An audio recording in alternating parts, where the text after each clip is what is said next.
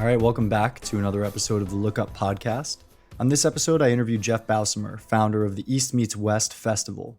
Jeff and I were introduced through my first guest, Andrew Murray Dunn. And as you know, the goal of the show is to highlight individuals tackling modern societal issues in a unique way. Through East Meets West Festival, Jeff is bringing ancient Eastern practices such as herbal medicine back into the mainstream to help solve medical and mental health issues. For 7 years, Jeff suffered from chronic illness that Western medicine couldn't cure, which forced him to experiment with unconventional but traditional Eastern medicinal systems. His festival gives modern people tools for personal, social, and cultural revolution by catalyzing the conversation around human potential, well-being, creative culture, entrepreneurial leadership, and social impact. Jeff and I discuss the flaws of scientific materialism and the inability for us to prove cause and effect. We dive a bit into psychedelics, which Jeff describes as the next wellness trend. It's a lighthearted and at times meandering conversation, but I think it highlights just how intelligent Jeff is and his wide range of knowledge. I had a lot of fun with this one, and I hope you enjoy listening to it. So, here's Jeff Bausemer.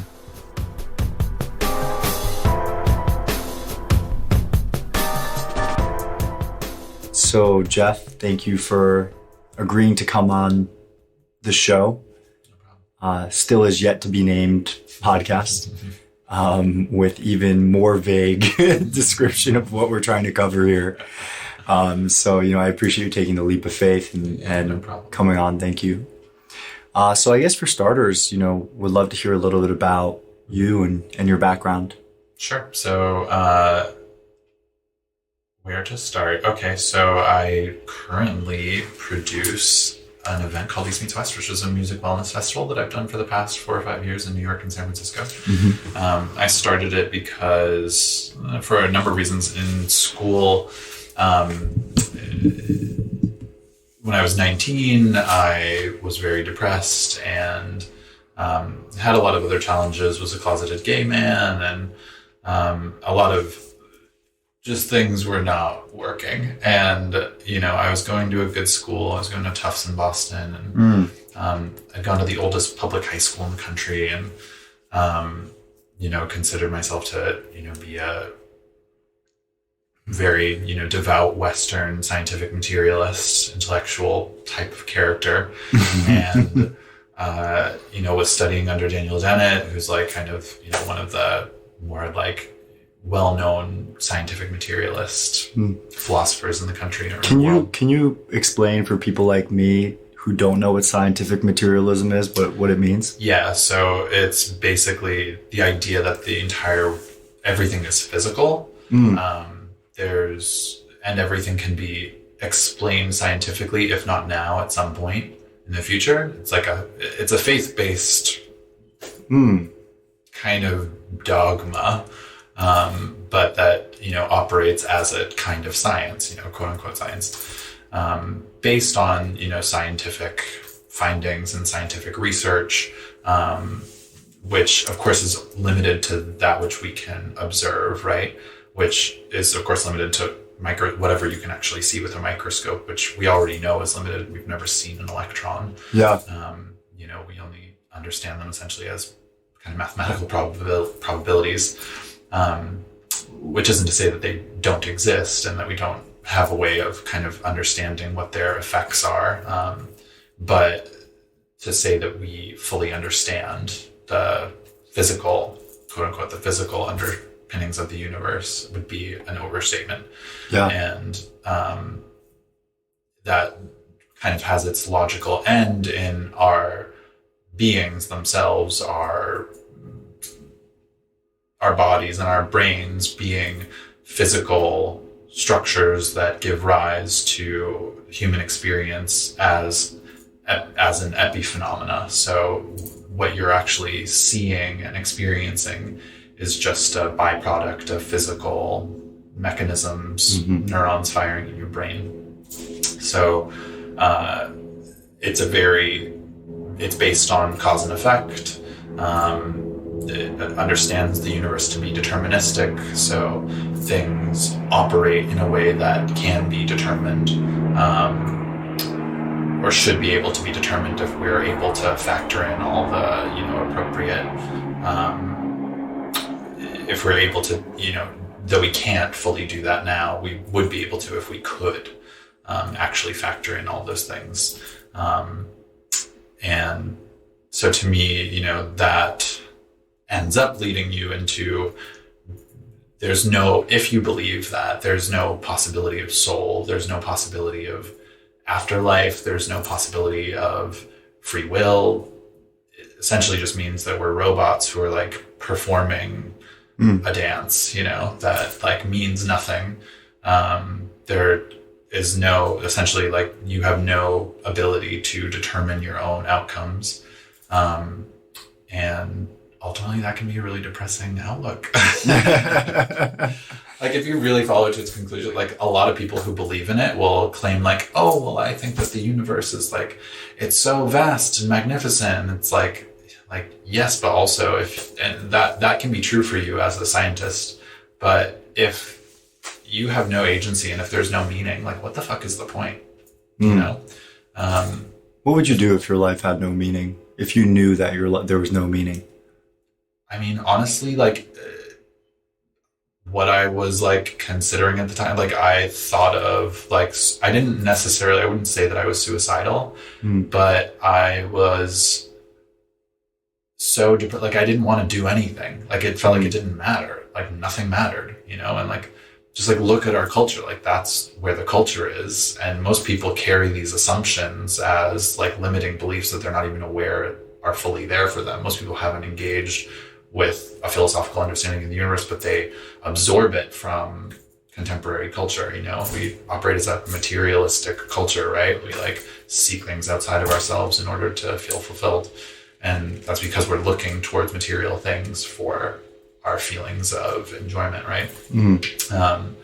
And ultimately, you know, and this is the next part of, you know, my story and why I do what I do, is that when I was 19, I will make a bit of a long story short, but I was invited by my friend to go to this music festival called Dreamtime in Colorado. And at the time,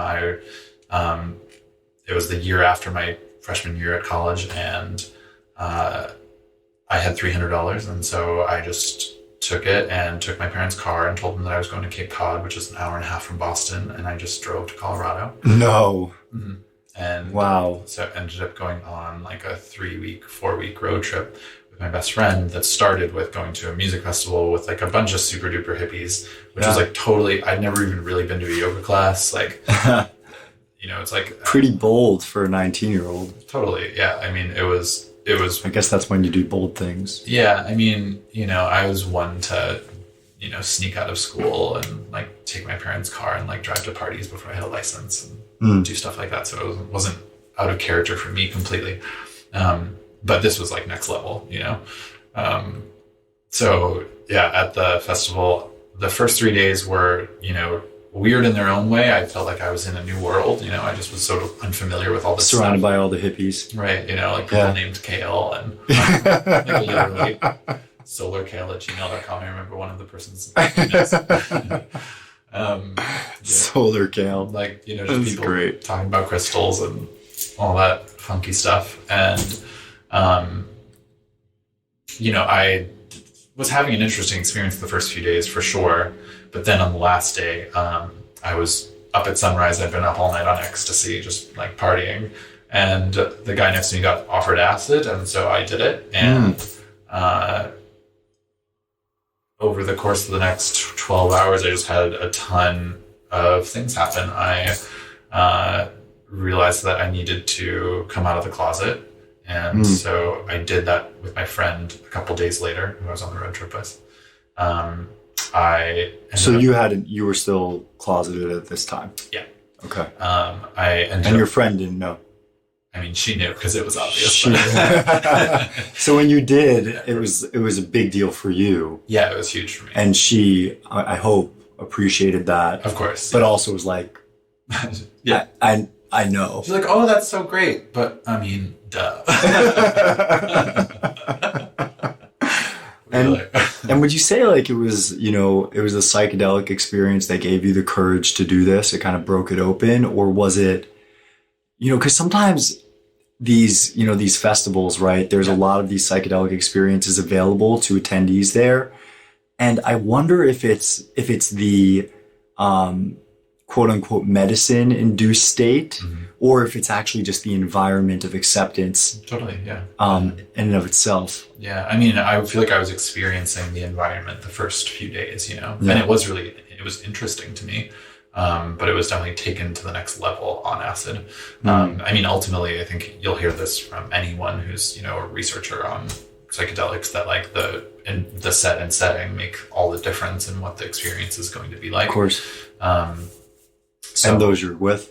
Right. Which I guess falls under setting. Right. Yeah, totally. But yeah, I mean, so I hear. For me, like, I also wouldn't say that it gave me courage. It literally felt as though I was not in the closet anymore. Like it literally, it was as though I had already come out. Like it just felt like none of the thoughts in my own mind were correct. Like any of the like what will this person think, or like this person will feel like I lied to them. Like none of that mattered. It was as though I could step out of my own. It was like looking at myself from an objective viewpoint. So it was liberating. It wasn't struggle when you took these substances, that you were facing something inside of you that felt, like you broke through in a way. It was just light. Yeah, it was just like, holy shit, this is fucking awesome. Like, there was no, like, it wasn't like ayahuasca. It wasn't like battling demons or whatever, Yeah. It was just like cutting the cord. Yeah, because of course with the psychedelic experience, I think, you mentioned this earlier when we were chatting offline, it's a grab bag. Yeah, right, exactly. And you never know what you're going to get with that. Right. I mean, I was generally in an environment with people who were like doing self-development work, I had other experiences on it too. I mean, that alone was valuable in itself for sure. Yeah. But I also ended up realizing that I needed to drop out of the college that I was going to. I ended up re-enrolling in another college that was amazing. That was like much more suited for what I ended up wanting to do. So you dropped out of Tufts? I dropped out of Tufts. Right after this experience? Yeah, I mean, that was immediate. I was like, I'm done here. Like, wow. Can't be here anymore. So you spent a year basically learning. I was mostly focused on philosophy, a little bit on international relations, but kind of just. And it was too stuffy for you. It wasn't freeing your mind, opening your mind. It was more kind of, you felt like you were getting. Yeah, it was just like very basic. The classes were huge. There was no personal attention being paid to you. Yeah. Like, there was very little accountability. I mean, I had heard about the school that I ended up going to at Tufts. What was it called? St. John's College in New Okay. Mexico. There's one in Annapolis too. And my favorite teacher at Tufts was like, if I could be a teacher anywhere, I'd be a teacher here. And I was like, well, I want to go wherever my favorite teacher would want to be a teacher. Yeah, absolutely. And so I went and checked it out, and it's amazing. Like St. John's is an incredible school. Where in New Mexico is this? Santa Fe. Okay. Yeah. So a backdrop of the desert and the mountains. Gorgeous. Yes. Yeah. Beautiful. Yeah. It's like an incredibly gorgeous school. And set and setting. Exactly. Yeah. Yeah. Yeah. The program itself too is really cool. Like everyone majors in the same thing. There's technically no tests or grades. There are those things a little bit. But like you have to ask for your grades and now I want to step back. I mean, obviously you made a lot of changes from this experience, but you said you were depressed going into this. That depression, did it come back after this experience, or did? Yeah. So talk to me about that a little bit. Yeah. So it came back in a much different way.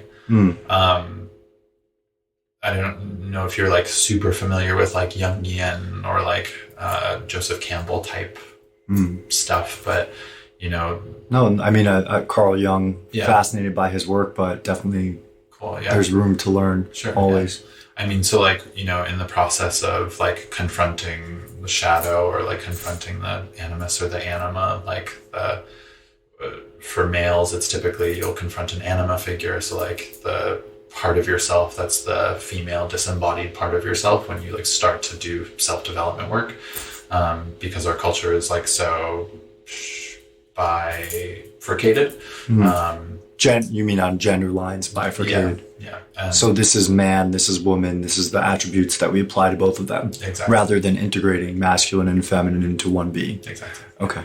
Yeah. So like, and part of that is for the culture at large is like not accepting what are more traditionally feminine characteristics of things like intuition, right? And, for me, that experience, I'd have to just finish the story there too, is that, yeah, of course.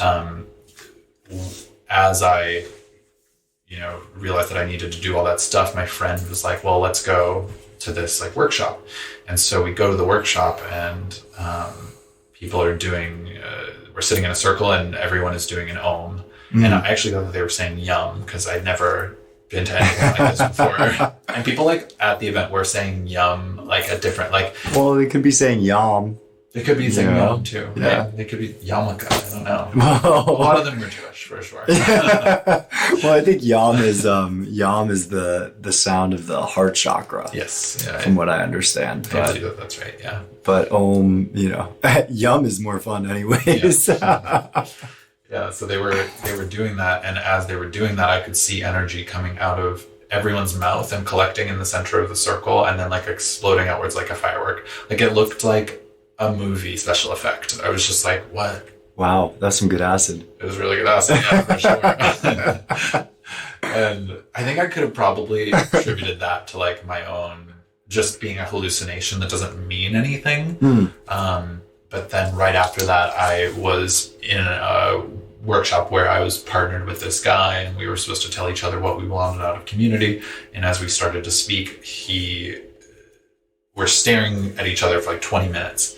And all of a sudden, his face starts to change into millions of older people's faces, just like in a kind of like clockwise, like little pizza slices changing into like different people's faces. Wow. And then he changed into a huge white owl.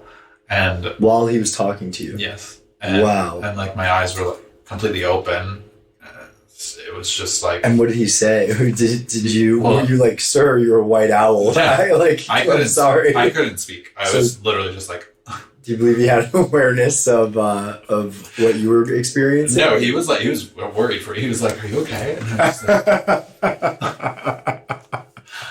he like started to cry. So at one point, it was like a crying owl. I was like, "This is too much." It sounds like it. And then for years, like I had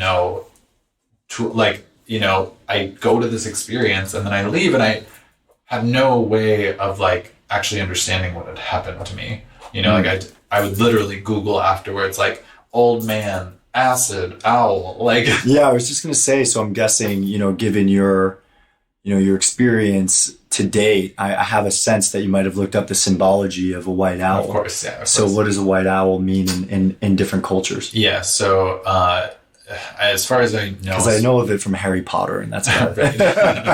It means that I'm Harry Potter. You might be. You have the glasses. That's honestly, if I get that at bars. Wingardium Leviosa.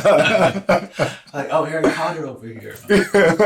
I'll take it. Honestly, I'm kind of cool with it. Yeah. As far as I know, in especially the Lakota tribe, they view owl, like if you see an owl, it tends to mean that you're a medicine person. So work with medicine, which I ended up doing. And like, I didn't even try. Okay. Like and you can say it's a self-fulfilling prophecy, but like truly it's not. Like if I were to tell you all the things all the trainings that I've done have all been for free. Like I've just been it's just come to you. I've just been funneled into these things, and I'm interested in it for sure. Like I am genuinely, like I love that stuff. But like at the time I had no idea that was going to be, what I was going to be doing. But I mean, also certainly relevant for me at the time was that, you can look at the owl as the bird that flies in the night and saves people from darkness. So I was in and it's also, very stereotypically the like animal that represents wisdom. And I was the wise old owl. Yeah. And I was in like a deep my depression was philosophical. I was like, I am depressed because I think that my understanding of the universe is, that we're all robots, according to these philosophical ideas. Yeah. We're just meat machines. Right. It's like carried on by some chemical reactions in our meat sac at the top of our head. Right. I mean, sounds really. It's not very romantic. Not romantic, that's for sure. Yeah. And it doesn't leave much room for awe or wonder or, mystery. And Not that that's something that you should like seek just because you want them, but you know, I ended up experiencing things that were not super explainable according to, I mean, you could look at those as being figments of my imagination for sure. Yeah. The thing was that the next day after the festival was over, me and Chelsea were at a restaurant for breakfast, and I, for whatever reason, was in the mood for apple cider, and it was like the middle of summer. So like, I don't know, I identified apple cider as being kind of a hot drink. Yeah, definitely like fall, right? Right around pumpkin spice latte time. Yeah, exactly. Right? Yeah. So I was like, I'm in the mood for this. I was like, and what are the odds that they'll have this tiny little restaurant? And I asked for it, and they were like, yeah, we have that. And so they come out and they give the bottle to my friend Chelsea, and Chelsea had been paired up with, Chelsea was with another older gentleman. That older guy and the older guy that I was paired with were friends. So we ended up being paired together. And so Chelsea had seen this guy.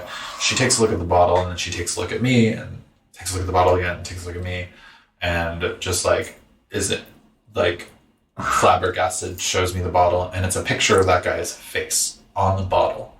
It was his apple cider company. The guy that you were sitting with? Yes, the guy who I had seen turn into an owl. Oh, the owl guy. Yes. And he wasn't with you at this meal? No.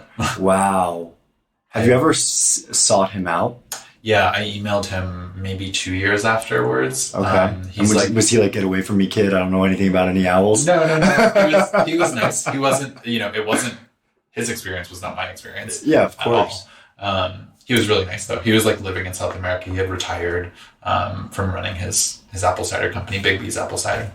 I mean, I'd be curious. I don't even know if he's still alive. He was definitely... Well, we'll look up Big B's Apple Cider afterwards, and if anybody wants to order... This is not sponsored by Big B's Apple Cider. Well, I want to get back to a couple of things that you said. So, you know, I feel this... I feel this qualification that I can tell you're intentionally making. And the qualification is... it might have just been a figment of my imagination. And I know that a lot of people who do psychedelics take it very literally. Yeah. And believe that they are experiencing some type of spiritual awakening, and these beings or visions are happening outside of them. Yeah. Walk me through that qualification. I feel that this is something that you consciously have made. For sure. And then, does it matter? Mm-hmm. Yeah, I think it matters a lot. Mm-hmm. So ultimately, any experience that you have on psychedelics is going to be a subjective one. There's going to be no way for you to fully prove whatever is happening in your mind is happening on the outside. I've certainly had experiences that suggest that is what's happening. You know, like as one example, like doing ayahuasca and having like a really negative entity or spirit or whatever you want to call it pop up for me, and then a dog in the room at the time, as soon as it popped up for me, the dog yelped, ran over to the foot of my bed, and started shaking. And anytime the thing would pop back up into my vision, the dog would yelp and start shaking again, as though like it was like attacking it or like doing something with it, having some kind of interaction with it. I think that there is an interrelationship between, you know, the outside world and the inside world. That's because I don't think there's any real separation there. But when you're talking about whatever your experiences are, if you extrapolate into saying that somehow makes them real, that's the same thing as saying everything's material, as though material means real, or material is like the only meaningful word that you could use to describe those things. Realness and material that's a figment of our imagination as well. Those terms are, you know, kind of thrown about in a way that doesn't allow for the intersubjectivity of having an experience that is unique to you and that doesn't have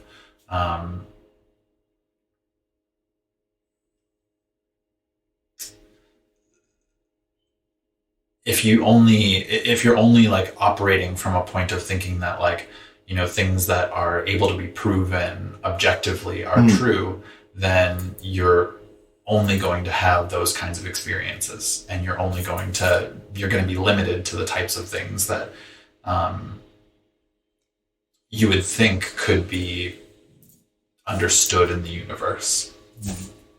Yeah, that brings me back to kind of like the shared delusion of reality in and of itself, right? Like one way of proving that your visions are true is to have a shared experience. Yeah. And I know a lot of scientific research around psychedelics to date are kind of moving in that direction.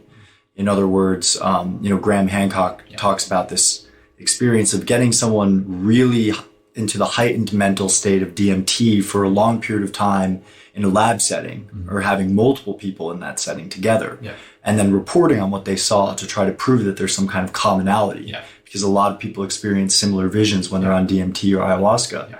And now the irony of that to me is, it goes back to kind of Descartes, I think, and I wasn't a philosophy major, but cogito ergo sum, right? I think therefore I am. It's the only thing that he could truly prove. I can't even prove that you're really in this room with me right now. You could be a figment of my imagination. And all the 10 people that are going to listen to this podcast might hear you as well, but it could just be a shared delusion for all of us. And so I think that's why, I asked, does it matter? Because, you qualify it as this might have just been a figment, and it's quite possibly was, but the experience still resonated with you, right? And that learning still resonated with you and has an effect on and a ripple throughout your life. So what's the difference? Yeah, totally. Yeah. And I guess, so it definitely, all of these things, if you're having an experience of those things, like hopefully they do create some kind of experience that matters for you. But also I was taking what you were saying to also be a little bit of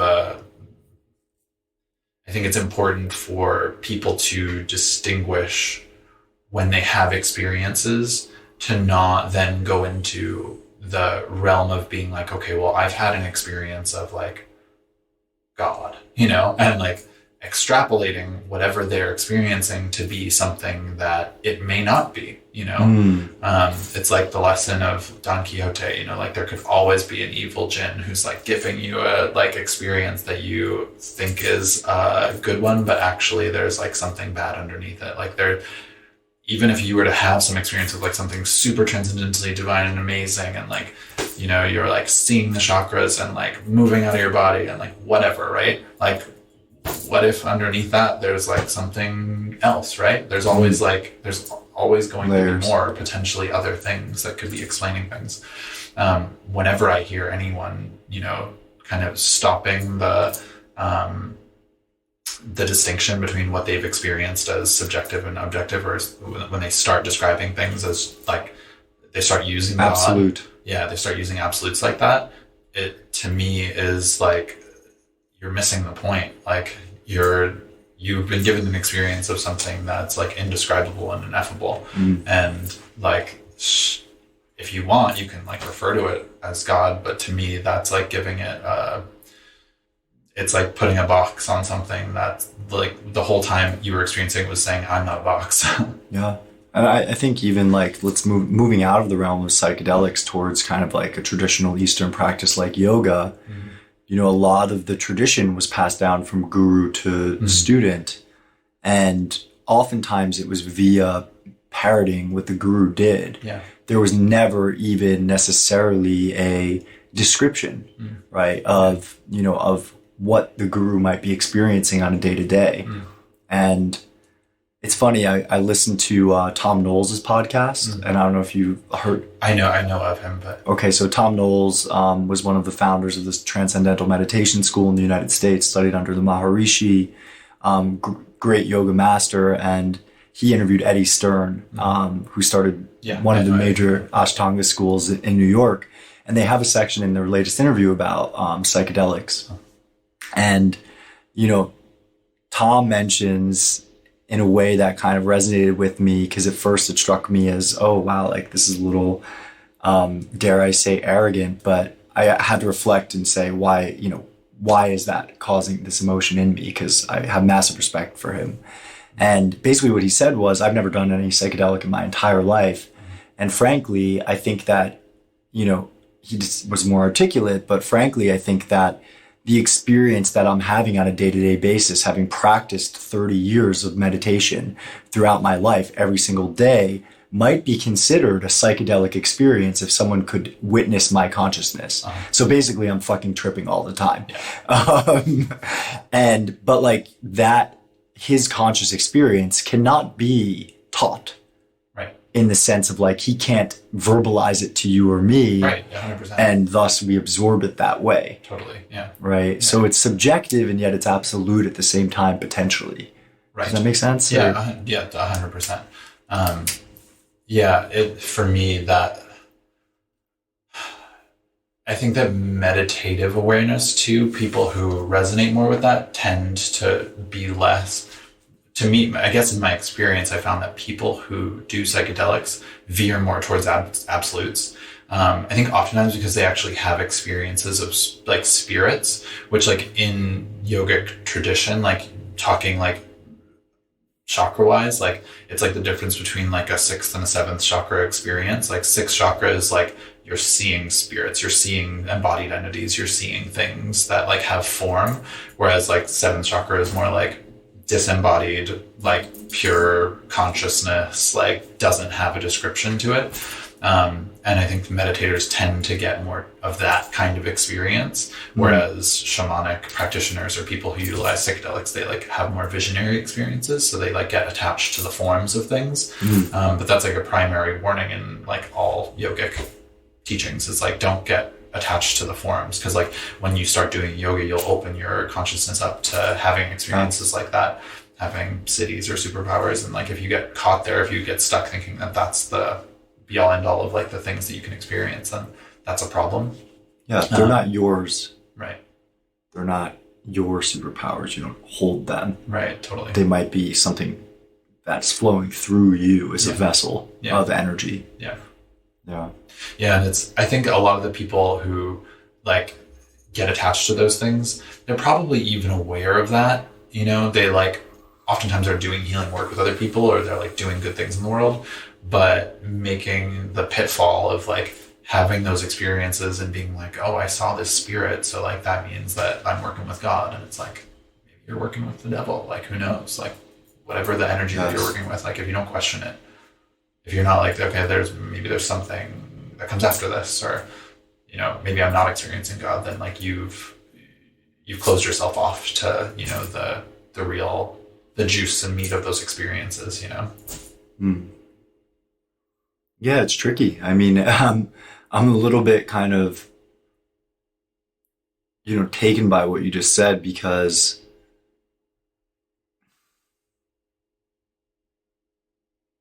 it almost sounds like underneath a potentially subjectively good, there could be an underlying bad. Yeah. Right. So when we take a subjective opinion on outcomes, you know, or experiences, then we don't integrate the whole experience potentially. Yeah. Now, I guess the question is, when you take that to an extreme, how does one set a moral compass for oneself? Yeah.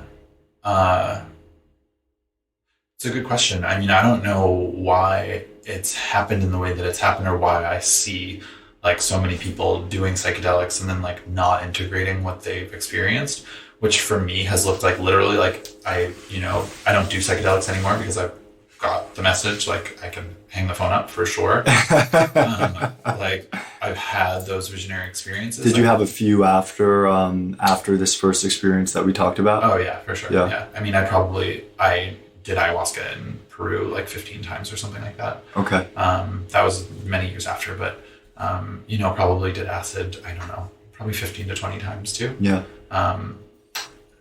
Also not doing that super intelligently. Like right after I graduated college, I was like, it was part-time. Yeah, wherever you were going, there was a little bit of I mean, LSD. Truly, I had valuable experiences. Every trip that I ever did, you know, and sometimes it was through negative experiences that were actually showing me like that I was not in a good place and that I needed to like get out of the situations that I was in. You know, I've never looked at a negative experience as being like just a bad trip. It was always telling, like if it was a bad trip, it was like warning me about someone that I either like living with or friends with or interacting with all the time. Like it was showing me something. And anytime that I've like, you know, done those things, I generally have like, you know, tapped into some kind of visionary experience that I've now been able to tap into without the use of psychedelics. More so, the more that I meditate, the more that I'm able to do that without having to try as much. And do you feel that psychedelics jump-started you in that regard? You know, for sure. Or do you think that's it? Okay. Yeah, like maybe meditating is like you can just get there meditating, and maybe it would be cool if like that was the, you know, the ultimate, if everyone can meditate and get there, like that would be great. I don't know if that's fully possible. I think that psychedelics are here for a reason, and that you know, shamanic cultures have used them as a, you know, a process to help basically like induct people into adulthood, into whatever visionary experiences kind of give you in terms of confronting more difficult responsibilities, allowing you to, you know, really look at things from the outside and take on responsibilities and painful experiences willingly, not looking at it as these, you know, just things to be avoided, right? They give you, in a lot of ways, I think they give you an attention span that like anyone these days could really wish to have. And probably, you know, that children who are like raised on TV, like have no conception of being, you know, with their 15-second attention spans, you know? Yeah. It like gives you this much deeper awareness to look at things more deeply and look through things too.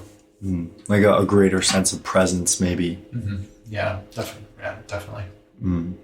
So talk to me about East meets West. Are you bringing these lessons that you've learned to others, and are there psychedelics involved, or is it? Yeah, everyone at the event gets psychedelics. It's really wild.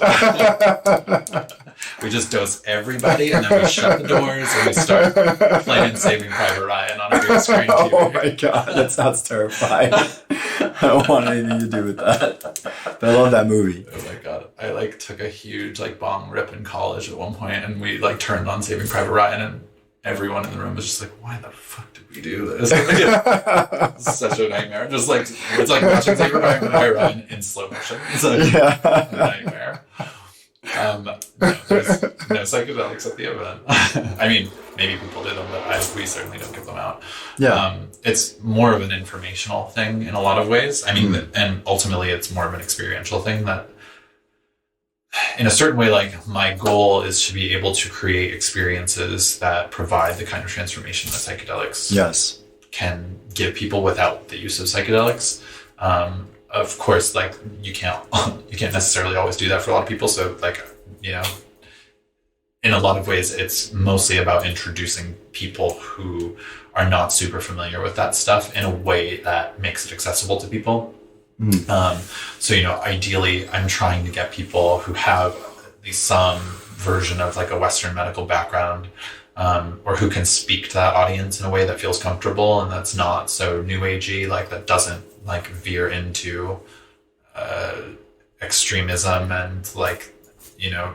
Talking about new agey, what do you mean by that?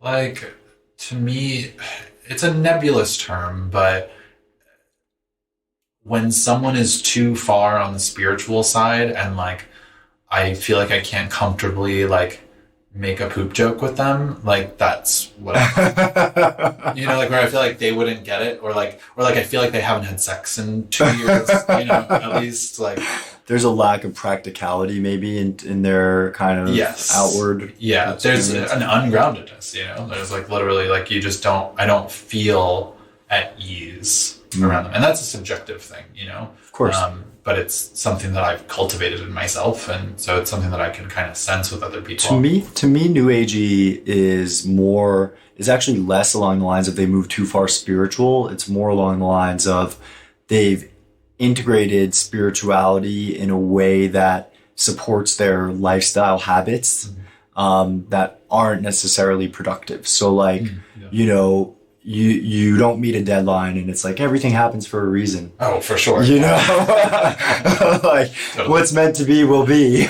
You know, and maybe that works for some people. Sometimes I'm kind of envious of like those people that walk through life and seem like, you know, Mr. Bean, right? Just like blissfully ignorant, just kind of like, ooh, that rock almost fell on my head, but it didn't. It fell on your head, and that's because I don't care about things, you know. And another way I would describe it is kind of like, almost like there's like this, and I'd love to talk more about this with you because it doesn't sound like East Meets West is about this at all. But there is an element in kind of modern spiritual culture that is basically using spirituality as a front to go get fucked up. Yeah, for sure. Right. And like, yeah. And so it's like, oh, we're like intentionally partying, you know, like the Burning Man vibe, yes, yeah. Which Burning Man has an incredible effect on many people, and it's a wonderful event. And I don't mean to bash Burning Man in that way, and I enjoy it myself. But like, you know, there is an element of I'm literally going to the playa to get smashed and then say that I had a spiritual awakening. Right. And you know, and not to discredit some people who are you know, of those 10 days have one day where they do something that actually is like really transformational for them, you know? Yeah, like of course. It's baby steps for everyone. And I think you have to be patient with that. And, you know, I think people who absolutely utterly hate Burning Man have usually never been, and don't recognize that, like, Jesus Christ, like at least there's something cool happening in the United States. Like, I'll take it, you know, like, fuck, like everything else is so Applebee's shitty. Like, I love Applebee's, by the way. I literally was raised on it like every night. Go get there like fried. I was going to say they used to have like a It Takes Two special that me and my friends went to in high school. Don't smash Applebee's, all right? There's nothing sacred. Those red potatoes.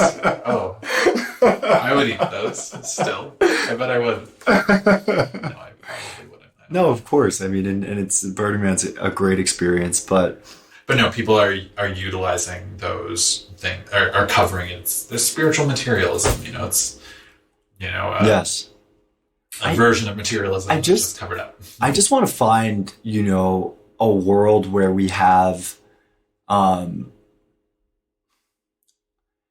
fine balance of like head and heart. Yeah, totally. You know, like just because you move towards spirituality does not mean that you don't have you know, a sharp head on your shoulders, right? And you can think clearly about these things. Yeah. Some things are not able to be, some things are meant to be experienced rather than rationalized. Yeah, totally. And that's where the heart and maybe the spirit comes in. Totally.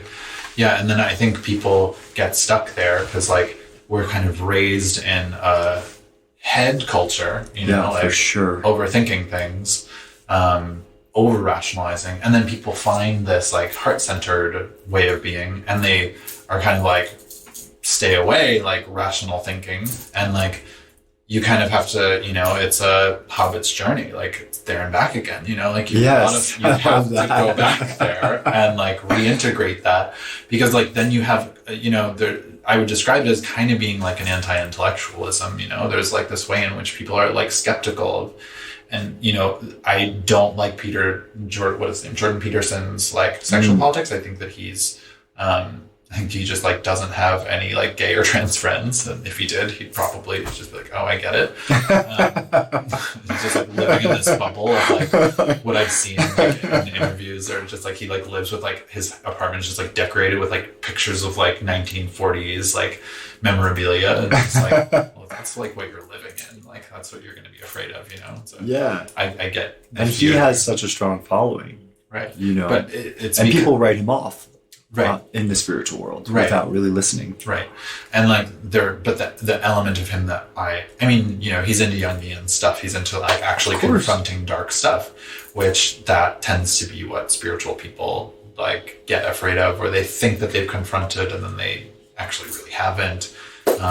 Or they've gone into spiritual practices without having, like, truly, I think that you need to have some kind of philosophical like, you need to have some kind of backbone there. That's in any yogic philosophy, like, that's an integral component. Like, you have to have some understanding of those things in order to be able to understand, okay, like, that's what this means. Like, that's what, if you have an experience of seeing your grandmother in the afterlife, what does that mean philosophically? Like, that means that you would have to have a soul. So does that mean that that's separate from your physical body? What does that say about the difference between things that are material or spiritual or disembodied? Like, it begs all these questions. And if you don't have any tools to like attack that, then you're gonna kind of just be like in this stew of like, I don't fucking get it. So like, I guess I'm just gonna like wear white and go do more ayahuasca and like try and let it figure just itself keep out. going back to the well Right. and having that heightened state of consciousness Right. without really processing it. Exactly.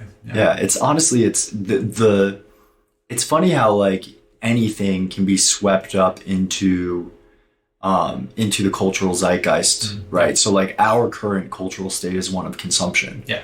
right? Materialism Right. in any sense. And so you bring something like a sacred, plant medicine like ayahuasca into a society like this, and it becomes, starts on the fringe, and then it becomes groups every weekend, right? Sitting literally every weekend. Playing with this powerful medicine or powerful drug, whatever you want to label it, as though it were some kind of toy, to constantly be consumed and potentially abused. And it's frustrating for me to see that. But I think it's just been absorbed by the surrounding environment in some ways. Totally. Yeah. I mean, there's definitely like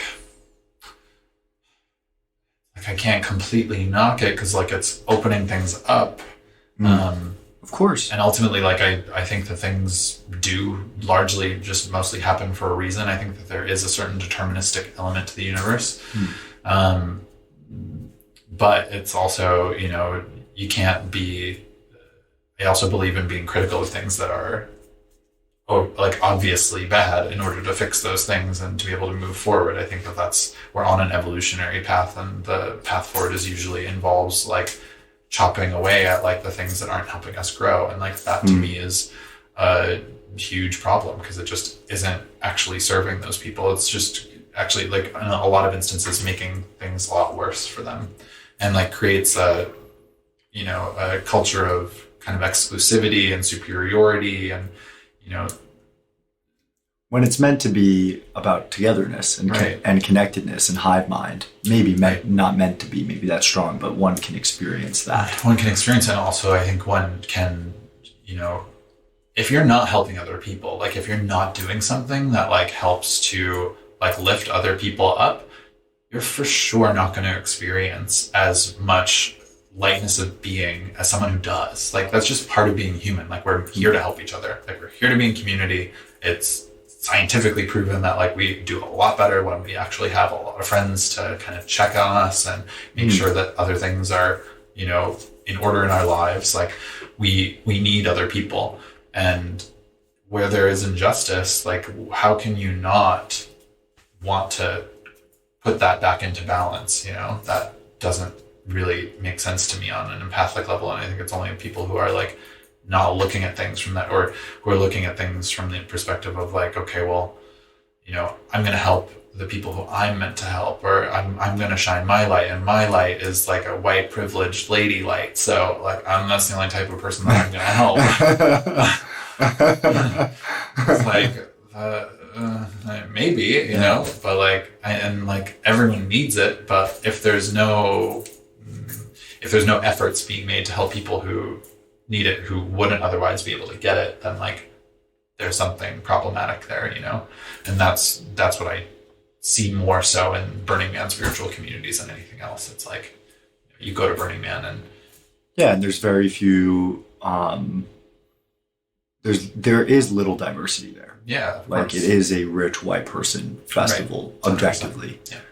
Although I think they don't want it to be that way. It just has become that. And I think they've brought in a lot of different elements. I know last year there were a lot of art pieces from various cultures, and they try, but in a weird way, it's isolating. I mean, it's a futuristic event, and a lot of what I'm trying to do is connecting people back to traditional roots. That's like really what the essence of East Meets West is about. A lot of the focus of it is about herbal medicine. which I think is like kind of the be all end all of healing for most people. Like, you know, people are divorced from nature. Like that's the fundamental problem that's going on here. Like we're too much in our minds, in the future, in whatever is going on. And we've separated ourselves completely from the past. We've put old people in nursing homes. Yes. We don't eat food that we should be eating, which we've co-evolved to survive and sustain ourselves with. We have no understanding of plants or flowers or trees and the healing effects that they can have on not just the body, but the mind. I particularly work with flower essences, which are specifically for mental states. So, you know, you have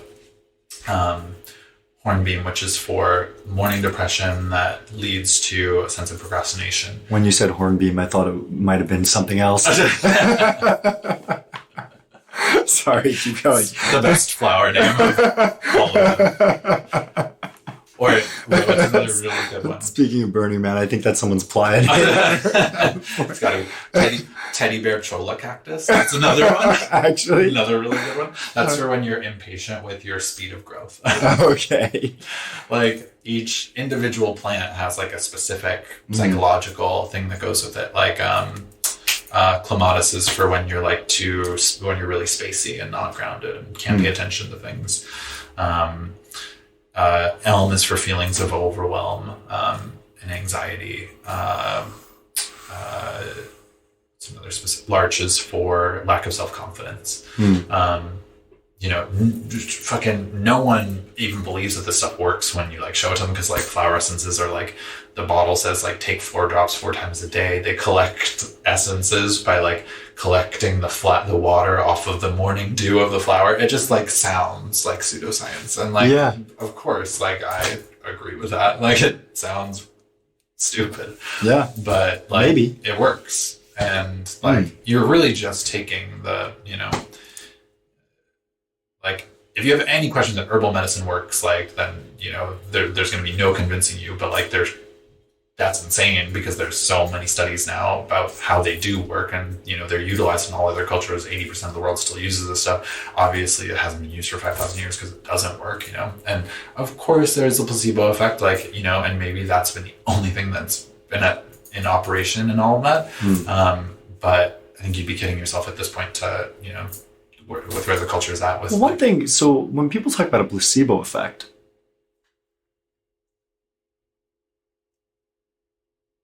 maybe a placebo effect, you know, people that are hard scientists are going to kill me for saying this, but like, well, one, it doesn't matter, right? If it's cured, it's cured. Yeah, totally. 2, maybe a placebo effect actually has to do with something psychological that we don't see in massive studies, right? So like, you know, a certain percentage of the placebo population actually gets healed of something because they believe they're getting cured. Yeah. Maybe that speaks less to the medicine and more to the individual. Right? I mean, you hear these miracles all the time of people healing themselves. Yeah. And it seems within the realm of possibility. Yeah. I almost want to say experience is entirely subjective. And thus, what I think this type of medicine might be around experimenting with what works for you. Yes. Yeah, I would maybe have the caveat that like, it's not all completely subjective, that there is an objective reality. There's a reality outside of you. So like, you can't just think away like yeast infection, you know, like or a broken arm. Right. Yeah. Like, those things you probably need some help with. You know? But the power of thought to change your physiology is real. Like you can change the, you know, speed of your blood flow. You can change obviously the rate of your breathing. Yep. And all of those things will have overall digestion. Right. Those will have overall systemic effects on the way that everything operates in your body. Right. And so it has the power to expel disease, especially less serious ones. But when things are like, go much deeper, then like you do need healing substances to help fix those things. And I think that like, you know, what the fuck are the odds that like we are born on this earth and then all of a sudden there are plants that grow from the ground that like, if you mix them correctly, can fix the problems that are in your body. Like it's wild. It's totally crazy that's. It reminds me of this Louis C.K. bit where he does like, people are asking God, like, why God, why don't you give me this? And he's like, dude, I put it all over the ground for you. Yeah. It's right there. Right. It fell off the tree. It's just eat it. That's what you like. I gave it to you. Just do it. Like, I drank the Pepto-Bismol. Like, Yeah. without doing the trick. It's like, the guy at CVS or at Pepto-Bismol, the company, probably is like mostly up for money. Maybe, yeah. Like, you can't synthesize those things into things that can make money. So like, that's why we've been sold all these other things when like actually, and I mean, like, I think we've obviously like developed technologies that like are amazing and interesting and valuable in their own right. But we've like, in doing that, it's like we've thrown out the baby with the bathwater. It's like we've just been like, oh well, let's only do that, because that's just like a human tendency. It's like we get focused on one thing, and then we are like to the exclusion of everything else. We pursue that one thing, and then you realize like, oh wait, like I need these other things too, and that's just a function of being like kind of monomaniacal, I guess you could say. Yeah, that resonates. I'm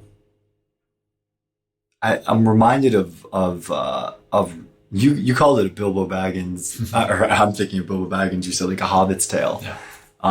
We'll get back to Bilbo later, but I'm reminded of Ram Dass. He talks about in this speech he made, Dying into Life. He talks about the path is narrow, and you kind of stray from the path in either direction. It's kind of like this meandering snake-like around the path, because the road to perdition is wide, quote unquote. Not his quote, I don't think.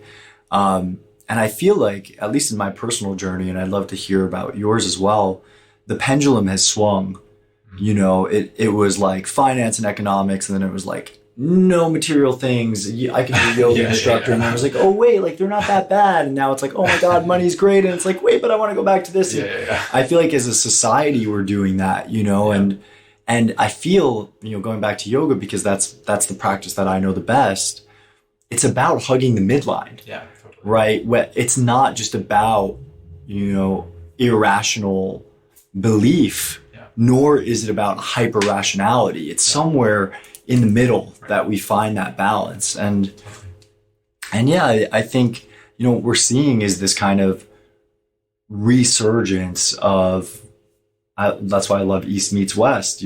Some of this stuff fits in Eastern philosophy, meeting kind of the rational Western. How do we get the scientists of the world to embrace that perception is limited and that which is not provable may be valuable? Yeah. I mean, I think psychedelics are going to be the thing that's going to change that. And I think that is changing. You've got Michael Pollan's book that just came out, which is kind of reintroducing psychedelics to, an audience that's generally more, older, more intellectual, New York Times readers types, which I think will have an overall systemic effect on, people who would otherwise consider themselves to be more on the atheistic, agnostic side of things. Because for me, at least, I was like so on that path. If I had not done psychedelic, I would have never seen the other side. Like, unless I'd had an experience that completely, like, I could not explain according to just like normal cause and effect, that seemed to have a very clear and particular meaning to me in my life, I wouldn't have. Well, what are those? NDEs, near-death experiences, right? Have a similar effect to psychedelics. Right, exactly. It's like when you have those experiences, and that's so cool, because it's like that's having an experience of something is so different from having an intellectual understanding of it. Like, well, they certainly, if nothing else, make you appreciate just how subjective your own reality is. Yeah. Which I think in and of itself is an important discovery. I think we can get there without the use of psychedelics. I think one can definitely get to that point. I'm always reminded of this episode of Planet Earth. It's like deep sea, and there's this creature underwater that that emits a certain wavelength of light such that it's invisible to all of the other creatures around it at that depth. And, that's how I equate spirits in our fluid, which is air, the fluid that we move through every day. It's really not a big leap for me to imagine that there are entities that live within this fluid the same way that there are invisible to our perception and our senses. Right. And so that doesn't mean that to say that I believe in ghosts or that, I believe in magic necessarily, which I actually do. And I think that's okay, but I don't think one needs to be irrational to appreciate that there are things that we don't understand and to be open-minded to old, Eastern, or to new. Yeah. Yeah, I would agree with that 100%. And I don't think that, psychedelics are necessary. I think that I just see that coming. I think I see another psychedelic revolution, about to hit. Gwyneth Paltrow just released an article saying that they're the next wellness trend. So, wow. Yeah. I have a friend. I'd love to interview him on the podcast. He was very straight and narrow, kind of very science oriented, working on biotech startups, and now is moved into psychedelic research. Oh wow. My friend Liana is hopefully going to be on the podcast as well, and Liana Burgess? Sonata. Okay. She's working with MAPS now. Oh, okay. MDMA in phase 3 trials for PTSD, ketamine just released for depression, psilocybin in I think phase 2 trials for depression. Right. This stuff is real. This stuff is working now, and I think you might be right. Yeah. That the time is coming. Yeah. So let's talk about it. Yeah. So, the event, features a lot of workshops, talks, and panel discussions on, especially, wellness practices, but also just Eastern and Western wisdom of all sorts. So, you might have some talks that are more just TED-esque that could just, you would maybe find in that avenue, but, we have a lot of stuff that's more oriented around, explaining things either through or with a view or a lens to spiritual or Buddhist or practices that are not totally accepted or super well known by people in the Western world, shamanic practices, shamanic viewpoints of the world too. And who's the target audience? Is it individuals that are kind of already in that space, or are you trying to bring in, more numbers? So I want to bring in more people who are not already fully in that world. People who are already in that world obviously come because they're I love this shit. Yeah. But how do you attract people that are not already in that world? Well, it's hard, and so far it's been hard. But the next one, I have plans to basically bring in speakers who can attract a broader audience. Well, Tony Robbins is such a perfect example, right? Yeah, right, totally. Someone like that, or Well, I'm working especially hard to get Michael Holland at the event, and artists who have a weird flavor to them, like Reggie Watts, people who appeal to just kind of a broad millennial. Any millennial is interested in this stuff and is open to it in a way that I can work with, so many people now are reaching out to me and being I brought a tarot deck, and it's just cool. And they're I don't believe in it, but I use it. And it's okay, well. Well, I find tarot to be interesting because it provides reflection. Yeah. So whether or not you believe in the deck, you pull a card and you read it, and then it's I have to think. Yes, 100%. About this and where I am. Totally. And I think that it's valuable for that reason. Yeah. It's just I've been reading tarot for long enough that I've seen the coincidences there, and my ability to kind of read between the lines of what the different interpretations of the combinations of the cards mean, that they're so specific to my situation most of the time that it's I don't even know what it says about the structure of it's the fact that we create our own meaning, or that there's synchronicity to the events that unfold between the cards and what's happening in my mind or happening in my life. Whether or not that was predetermined beforehand, I don't know what's going on, I've like studied a lot of astrology stuff, and that in particular is like, well, are the planets affecting us? Like, I can't say that. I don't know what the fuck the forces are that would be interacting there. The best description I've heard is that like they act more as a mirror, like, but there's no, that doesn't explain the how, that doesn't explain the cause and effect between why the things are related to each other. And I don't think that it has to. I don't even think it ever will. I don't think it can.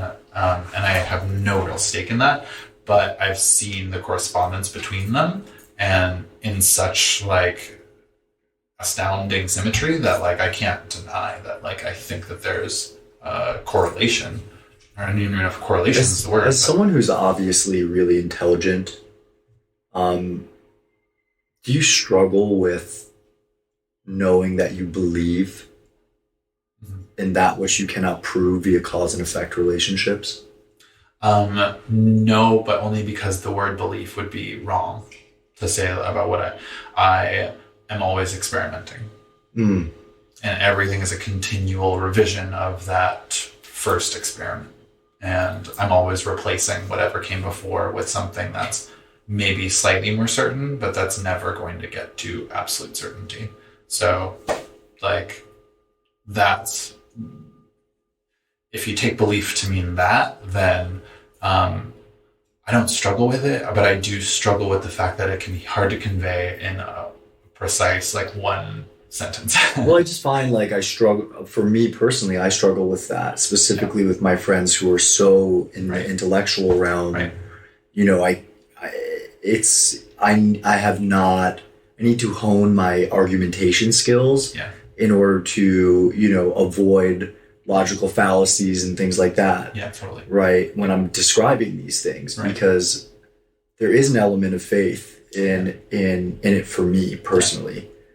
Because I believe that even with an n equals 1 in the experiment of my life, that it's, that it's still meaningful. And if it works for me, then, hey, like, I'm going to share that it works for me. Yeah. If it works for you too, great. Totally. Yeah. I mean, that's true. Like, I would say that I do struggle with, like, I do have a faith in a certain way.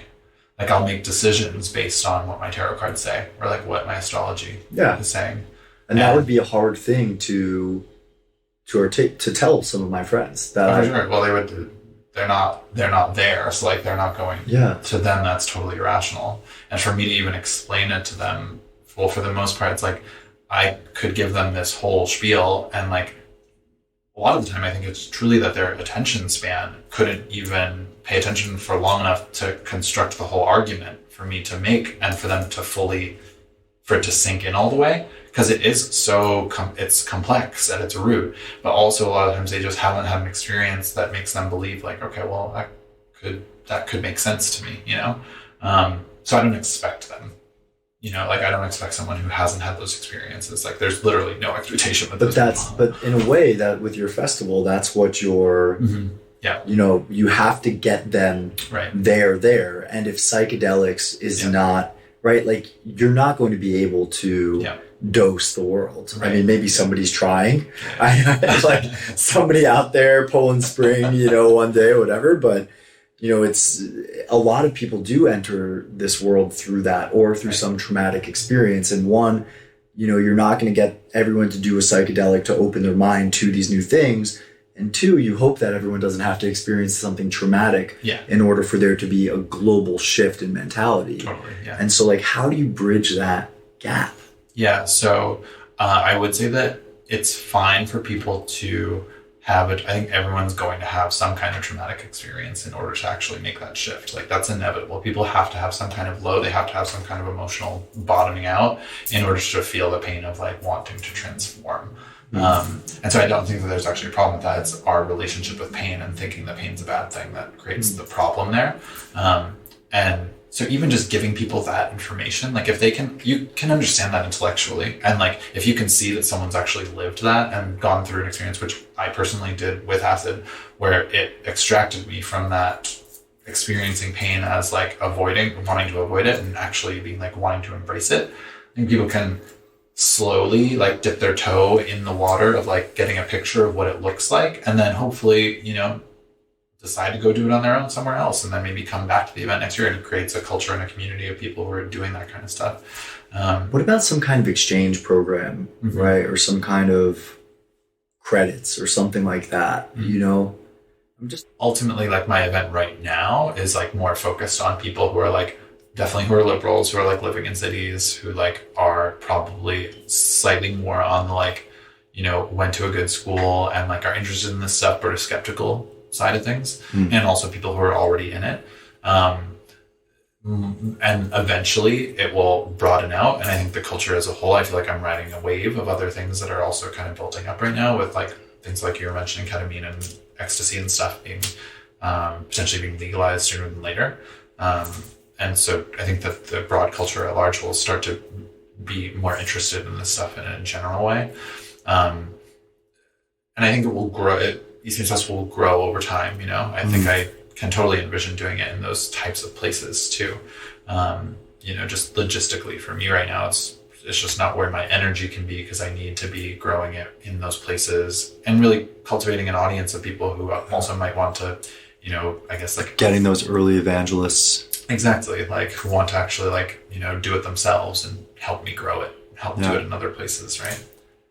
How important to you is the one-on-one work that you do with people, your coaching? Yeah. I mean, for me, it's really valuable to have that one-on-one connection. I'm much better one-on-one than I am in groups in a general way. So I like love doing that deep work with people and watching transformation happen, like over the course of a session or over the course of the weeks that we don't work while they're taking the, different herbs or supplements or whatever that I give them. Ultimately, like I want to be doing, it's like East Meets West is a way, and I didn't even realize this when I started it. I really just started the event because I was like planning events, and I was like, I want to do something that introduces people in a general way. And I only started doing the one-on-one work recently, and now I'm realizing that I needed to have something that would actually allow people to experience transformation over the course of time and give them like more consistent results, so they don't just take that information and then go home and never apply it, so that they actually like utilize it and see that it works, and hopefully give it to other people, and maybe get interested to learn that stuff themselves and spread the knowledge, right?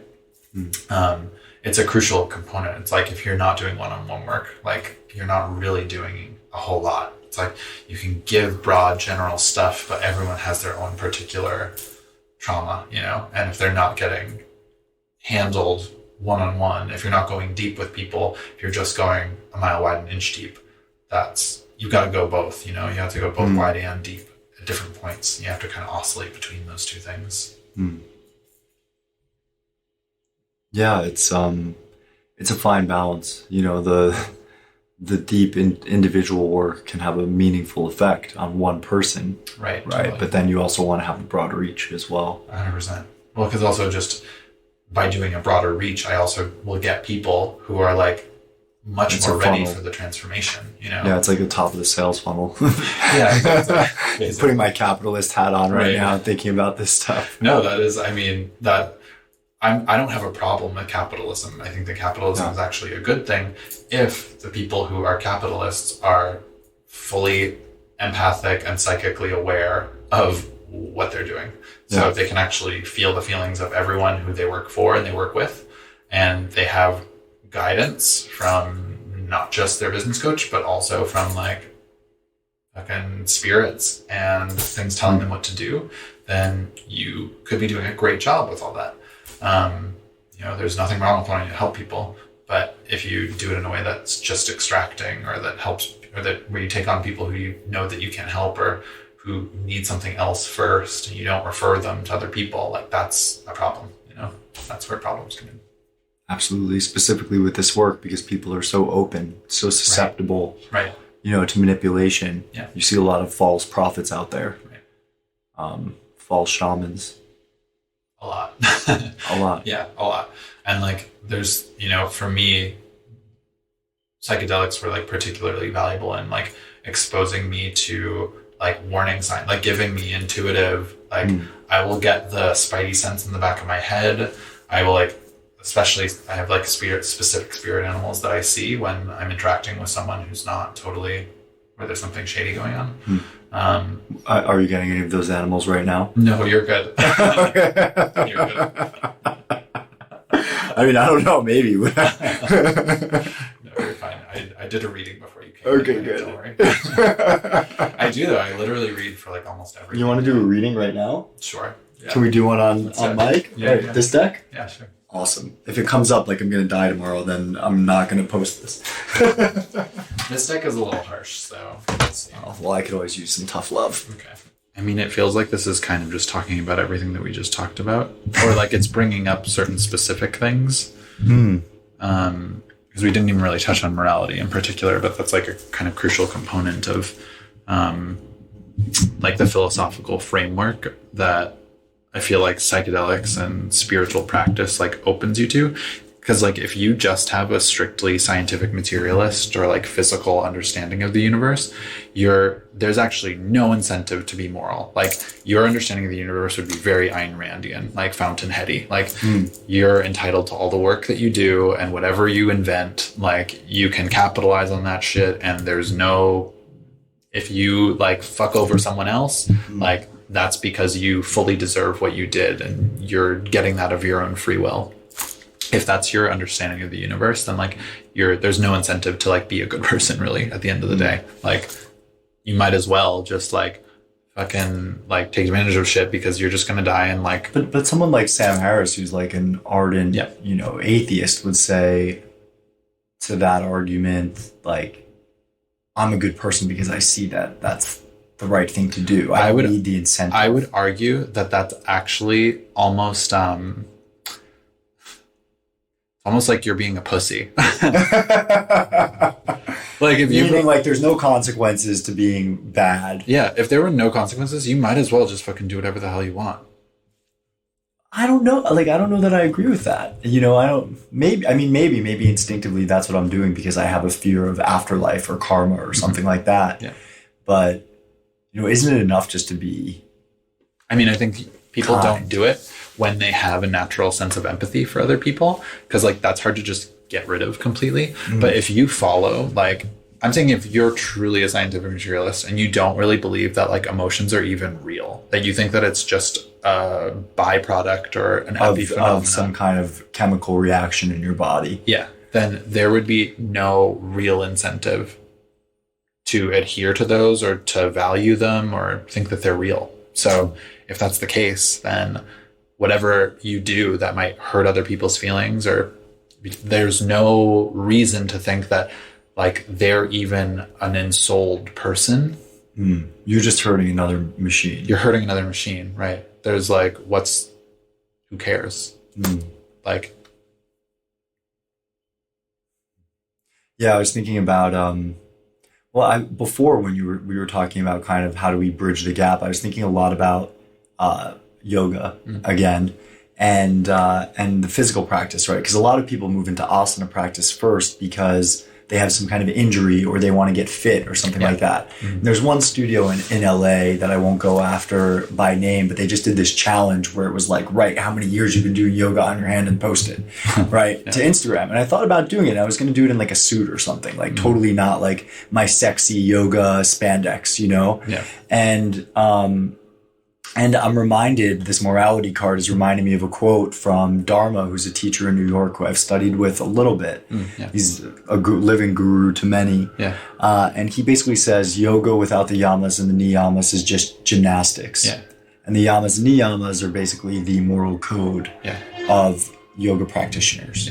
And so I agree. I mean, you need that scaffolding. In order to build up a true spiritual practice. I think that's important. Totally, yeah.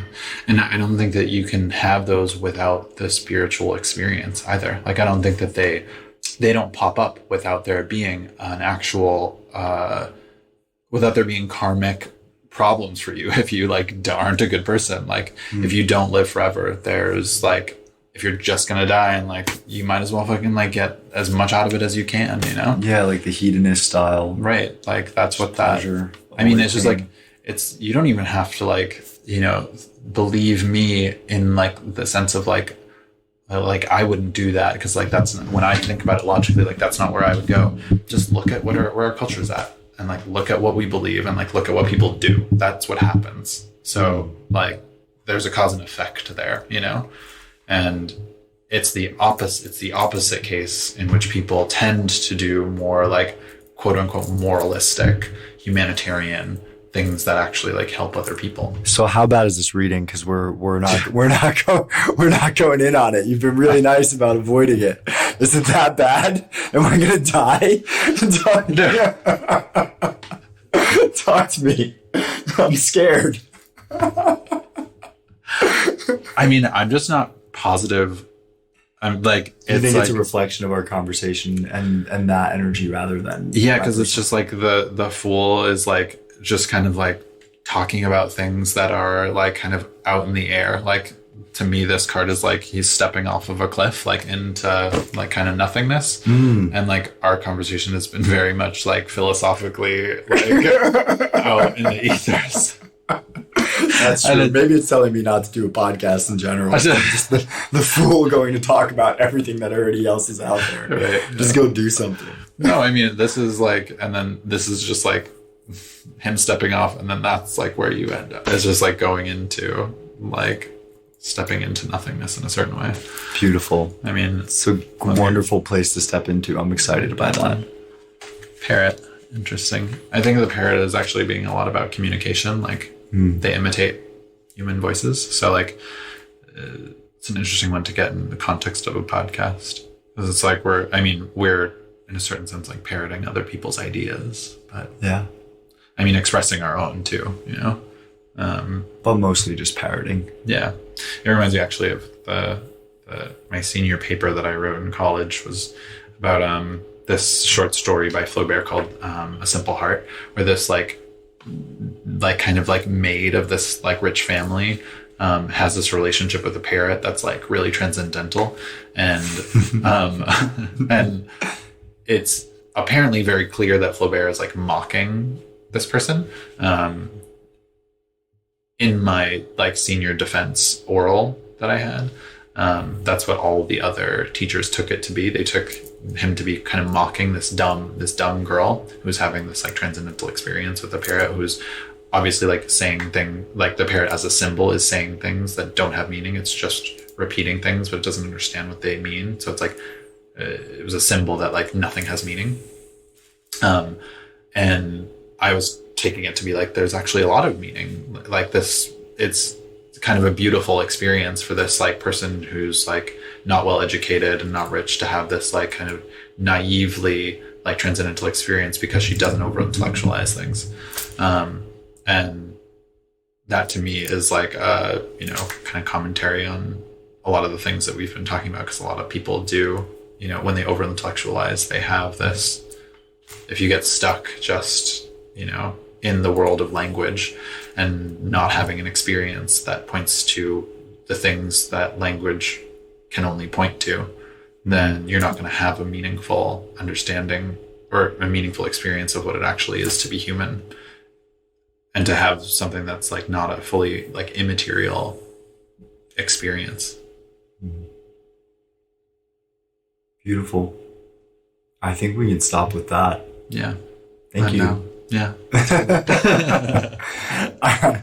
Yeah. Thank you.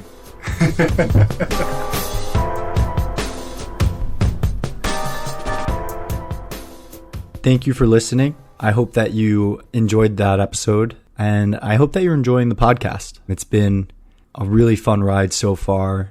I just get so excited every time I meet some of these incredible people and just love sharing their stories and ideas with you all. You can learn more about the show at thelookuppodcast.com. That's THE, lookuppodcast.com. You can follow me on social media at Wark Meinstein, MEINSTEIN on both Twitter, Instagram, and Medium and Facebook. We have a Facebook page for the show as well, The Lookup Podcast, on Facebook. So check us out. You can also subscribe to our mailing list on the website for more future updates. If there's anything from the show that you want to catch, I've posted that in the show links for you to check out. And if there's any way that I can improve, please let me know. Feel free to reach out. If you have any guest recommendations, please let me know. Other than a couple of individuals who are helping me out in the background, this is a passion project and I'm always open to feedback and any kind of support. I want to thank Sam Palumbo and Patch Kid Music for the sound editing and the intro and outro song that he created. And I want to thank Hello There Collective for their support on my social media. You can check them out at hellotherecollective.com. All right, that's enough for me. I'm sure you're ready to go on to your next activity. Thank you for listening. And please come back again next week for another episode of the Lookup Podcast.